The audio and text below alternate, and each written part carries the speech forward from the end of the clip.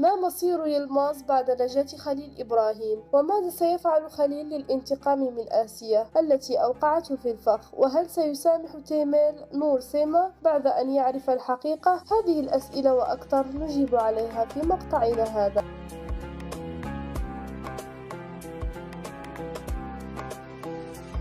مرحبا بكم في قناة ليل. بداية أود شكركم على التفاعل مع المقطع الماضي، فحقا كنتم خير مشجعين لنا. أما الآن هيا بنا لنفك الشراع، وكالعادة لا ننسى الصلاة والسلام على رسول الله صلى الله عليه وسلم. يلماظ مرتان العدو اللدود لخليل إبراهيم. لا شك أن حقد خليل سيزداد عليه، خاصة بعدما قام به من تعذيب الله، لكن نستبعد أن يقوم خليل بحملة ضده، خاصة وقد تأكد الآن أنه ليس إلا بيدقا وصورة أمامية للشبكة الإجرامية التي يشتغل عندها. لذلك لا بد أن خليل سيبقيه على قيد الحياة إلى أن تظهر تلك الشبكة، أو على الأقل رأس الخيط الذي سيساعدهم على الوصول إليها. وغير ذلك قد يسلط عليه الملازم الأول كنوع من التحذير. أما بالنسبة لآسيا فهي الأخرى أصبحت على رأس قائمة أعداء خليل إبراهيم، خاصة أن عداوتها وحملاتها تتميز بالخبث والدهاء، لكن حاليا يدي خليل مربوطة تجاهها لوجود نور سيما في منزلها. لكن وإن حدث وأخرجها خليل من هناك فلا بد أن آسيا ستعاني الكثير من خليل إبراهيم. أما تمل فمعرفته بالحقائق